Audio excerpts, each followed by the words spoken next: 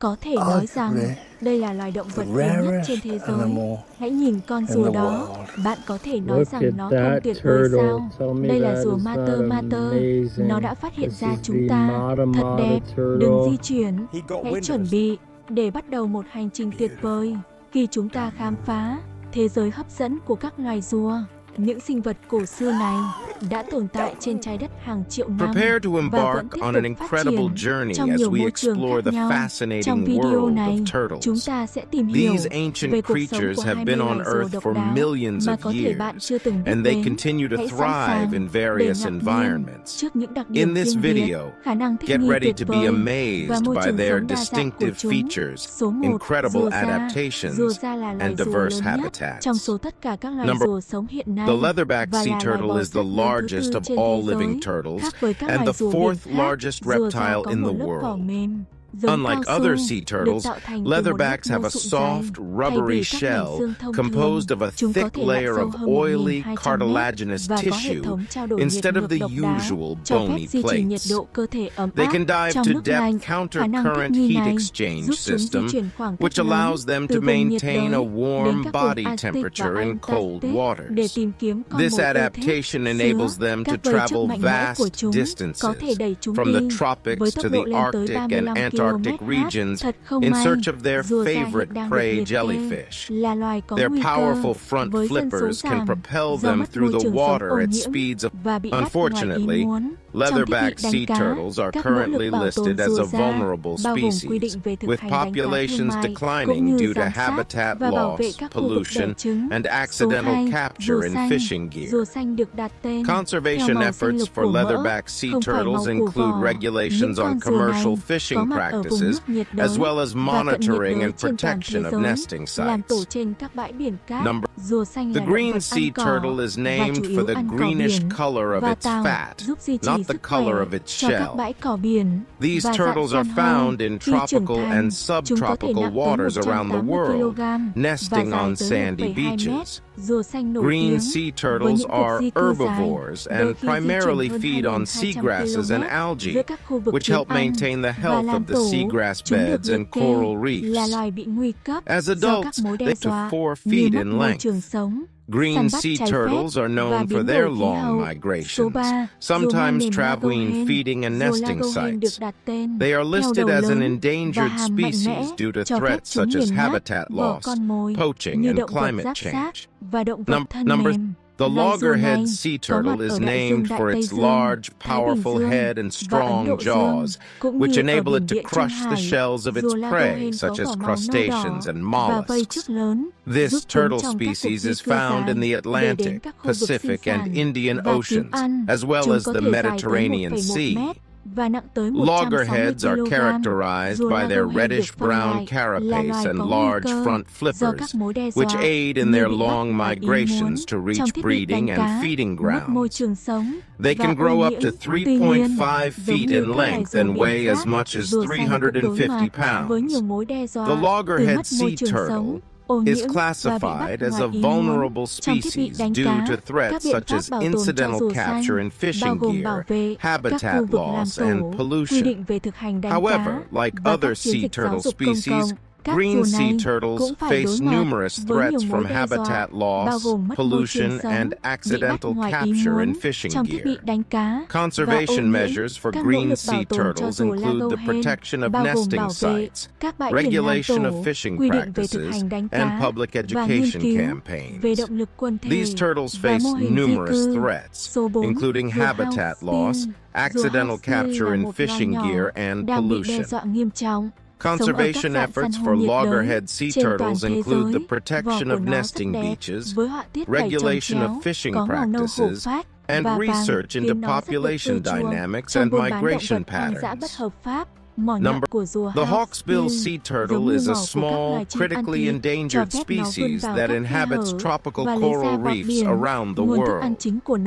Its strikingly beautiful shell, with a pattern of overlapping scales in varying shades of brown, amber, and yellow, makes it highly sought after in the illegal wildlife trade.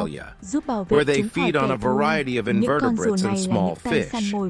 They are the only sea turtle species that is restricted to a single country, making them a truly unique and special species.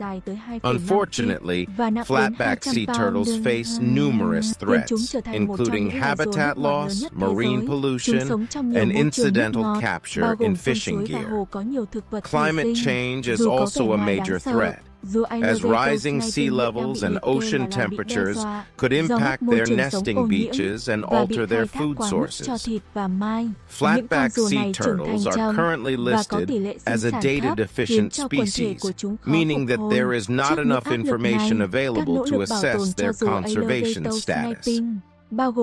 Conservation efforts for flatback sea turtles include the monitoring of nesting sites and the development of marine protected areas, which can help to protect their critical habitat. Public education campaigns are also essential for raising awareness about the importance of protecting these unique and valuable sea turtles. Further research is necessary to gain a better understanding of their population status and biology, which can inform conservation measures to protect this special species for future generations. The alligator snapping turtle is a large freshwater turtle species found primarily in the southeastern United States, with some populations extending into northern Mexico. They are named for their powerful beak-like jaws and armored shell, which provide excellent protection from predators. These turtles are ambush predators, lying motionless in the water with their mouths open and using a worm-like appendage on their tongue to lure in prey. Alligator snapping turtles can grow up to 2.5 feet in length and one of the largest freshwater turtle species in the world. They inhabit a variety of freshwater habitats, including rivers, streams, and lakes with abundant aquatic vegetation. Despite their fearsome appearance, alligator snapping turtles are currently listed as a threatened species due to habitat loss, pollution, and overexploitation for their meat and shells.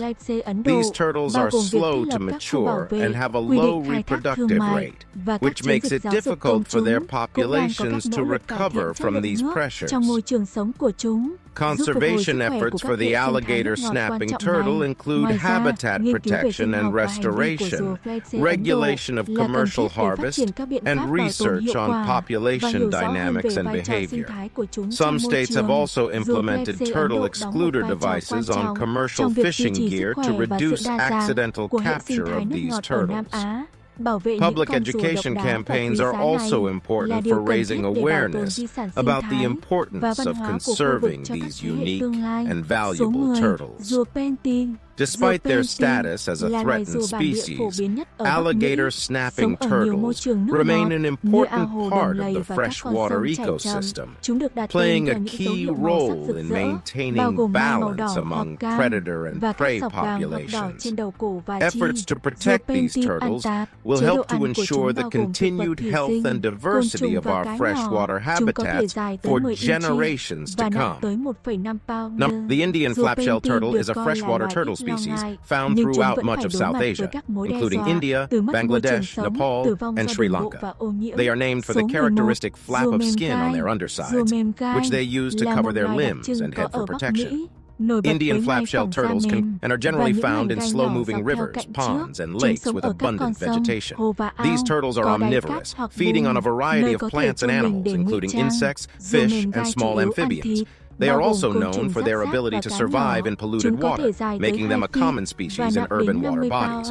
Despite their adaptability, Indian flapshell turtles face numerous threats, including habitat loss, pollution, and overexploitation for their meat, shells, and use in traditional medicine. They are also frequently caught for the pet trade, both for domestic and international markets. Conservation efforts for the Indian flapshell turtle include the establishment of protected areas, regulation of commercial harvest, and public education campaigns. Efforts are also underway to improve the water quality of their habitats, which can help to restore the health of these important freshwater ecosystems. Additionally, research on the biology and behavior of Indian flapshell turtles is essential for developing effective conservation measures and understanding their ecological role in the environment. Indian flapshell turtles play an important role in maintaining the health and diversity of freshwater ecosystems in South Asia.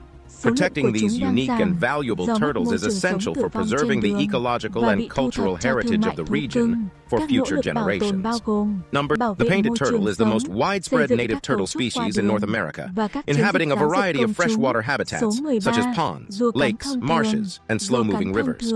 They are named for their brightly colored markings, which include a red or orange plastron and yellow or red stripes on their head, neck, and limbs. Painted turtles are omnivorous, feeding on aquatic plants, insects, and small fish. Painted turtles are considered a species of least concern, but they still face threats from habitat loss, road mortality, and pollution. The spiny soft-shell turtle is a distinctive species found in North America, characterized by its flat, leathery shell with small, spiny projections along the front edge. These turtles inhabit rivers, lakes, and ponds with sandy or muddy bottoms where they can bury themselves for camouflage. Spiny soft-shell turtles are primarily carnivorous, feeding on insects, crustaceans, and small fish. They can grow up to 2 feet in length and weigh up to 50 pounds. While the spiny soft-shell turtle is not currently considered a threatened species, it does face challenges from habitat loss, pollution, and human disturbances. Conservation measures include habitat protection and restoration, as well as monitoring and research on population trends. The eastern box turtle is a small terrestrial species native to the eastern United States. They are known for their high domed shell, which is often adorned with striking patterns of yellow, orange, or red. Eastern box turtles have a hinged plastron that allows them to close their shell completely for protection. These turtles prefer forested and grassy habitats, and their diet consists of a mix of plants, insects, and small animals. Eastern box turtles can grow up to, although they are not currently listed as an endangered species, their populations are declining due to habitat loss, road mortality, and collection for the pet trade. Conservation efforts include habitat protection, road crossing structures, and public education campaigns. The common snapping turtle is a large, aggressive freshwater species found across North America. They have a powerful bite and a muscular triangular-shaped head, which they use to capture their prey. Common snapping turtles inhabit a variety of aquatic environments, including ponds, lakes, and rivers. Their diet consists of fish, amphibians, and aquatic plants. These turtles can grow up to 2 feet in length, and although they are not currently considered threatened, common snapping turtles face challenges from habitat loss, road mortality, and pollution. Conservation efforts include habitat protection and the regulation of commercial harvesting. The wood turtle is a medium-sized, semi-aquatic species native to the northeastern United States and southeastern Canada. They are characterized by their sculpted, wooden-like carapace, which ranges in color from grayish-brown to dark brown. Wood turtles inhabit a variety of habitats, including forests, meadows, and wetlands, and are often found near slow-moving rivers or streams. Their diet is omnivorous, consisting of plants, insects, and small animals. Wood turtles can grow up to 9 inches in length, and they are considered a species of special concern due to habitat loss, road mortality, and collection for the pet trade. Conservation measures include habitat protection, monitoring of wild populations, and public education efforts. Terrapin is a unique, medium-sized turtle species found along the Atlantic and Gulf coasts of the United States. They are the only turtle species in North America that primarily inhabit brackish water, such as estuaries, tidal marshes, and coastal swamps. Diamond-back terrapins are named for the diamond-shaped patterns on their carapace, which can range in color from gray to brown with varying shades of black, white, or yellow. Their striking appearance and unique habitat preferences make them a truly distinctive species. Diamond-back terrapins are omnivorous, feeding on a variety of aquatic plants, mollusks, crustaceans, and small fish. They can grow up to 9 inches in length and weigh up to 4. Female diamond-back terrapins are generally larger than males, with a broader head and a more massive shell. These turtles face numerous threats, including habitat loss, predation of eggs and hatchlings, and accidental drowning in crab traps. In the early 20th century, diamondback terrapins were nearly hunted to extinction for their meat, but their populations have since rebounded due to protective legislation. Today, conservation efforts for diamondback terrapins include habitat protection and restoration, installation of turtle exclusion devices on crab traps, and monitoring of wild populations. Map turtles are a group of medium-sized freshwater turtles native to North America. They are named for the intricate, map-like patterns on their carapace, which can vary in color from olive to brown with yellow or orange markings. Map turtles inhabit rivers, lakes, and large ponds with abundant basking sites, and prefer clear, flowing water with a sandy or rocky bottom. Map turtles are omnivorous, but their diet varies depending on the species and age. Juvenile map turtles consume more insects and other invertebrates, while adults tend to eat more plant material. Some map turtle species specialize in eating mollusks and have elongated, narrow snouts to extract snails and clams from their shells. Map turtles can grow up to 12 inches in length, with females generally being larger than males. There are currently 13 recognized species of map turtles, with some classified as species of special concern or threatened due to habitat loss, pollution, and collection for the pet trade. Conservation efforts for map turtles include habitat protection and restoration, research on population dynamics, and public education on responsible pet ownership. The radiated tortoise is a stunningly beautiful species native to the southern region of Madagascar. They are known for their high domed black carapace adorned with striking yellow or orange radiating patterns. Radiated tortoises inhabit the spiny forests and dry scrublands of Madagascar, where they feed primarily on a diet of grasses, fruit, and succulent plants. These tortoises can grow up to 16 inches in length, with females being slightly larger than males. Radiated tortoises are known for their longevity, with some individuals living over 100 years in the wild. Unfortunately, radiated tortoises are critically endangered due to habitat loss, poaching for their meat, and the illegal pet trade, and predation by introduced species such as dogs and pigs. Their slow reproductive rate, with females laying only a few clutches of eggs each year, makes it difficult for their populations to recover from these pressures. Conservation efforts for the radiated tortoise include the establishment of protected areas, captive breeding programs, and community-based conservation initiatives that engage local people in the protection of their native wildlife. International organizations and local communities are working together to preserve this iconic species and its unique habitat for future generations. Number 18. Red-footed tortoise. The red-footed tortoise is a medium-sized species native to South America, ranging from Colombia to Argentina. They inhabit a variety of habitats, including rainforests, savannas, and dry forests.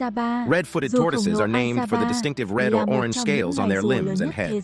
These tortoises are omnivorous, feeding on a diet of fruit, flowers, leaves, fungi, and small invertebrates. Red-footed tortoises can grow up to 16 inches in length and weigh up to 30 pounds. Red-footed tortoises are currently listed as a species of least concern, but they still face threats from habitat loss and collection for the pet trade. In some areas, they are also hunted for their meat. Conservation efforts for the red-footed tortoise include habitat protection, regulation of the pet trade, and public education on responsible pet ownership. Additionally, research on their ecology and population dynamics is essential for ensuring the long-term survival of this colorful and charismatic species.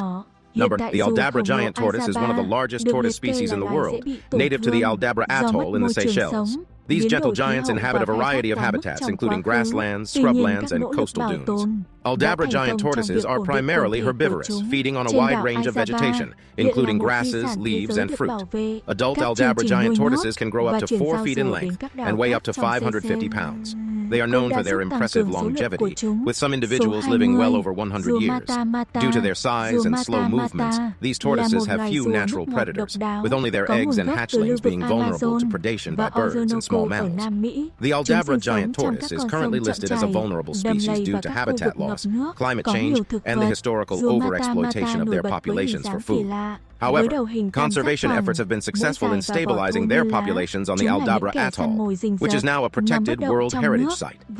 Captive breeding programs and the translocation of tortoises to other islands within the Seychelles have also helped to bolster their numbers. The Mata turtle is a unique freshwater species native to the Amazon and Orinoco basins in South America. They inhabit slow-moving rivers, swamps, and marshes with abundant vegetation. Mata turtles are known for their bizarre appearance, characterized by a flat triangular head, a long tubular snout, and a rough leaf-like carapace. These turtles are ambush predators, lying motionless in the water and using their unique appearance to camouflage themselves among the vegetation.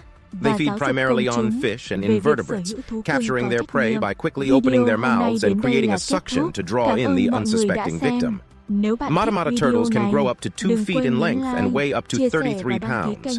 They are currently listed as a species of least concern, but they face potential threats from habitat loss, pollution, and collection for the pet trade. Conservation efforts for the Mata turtle include habitat protection,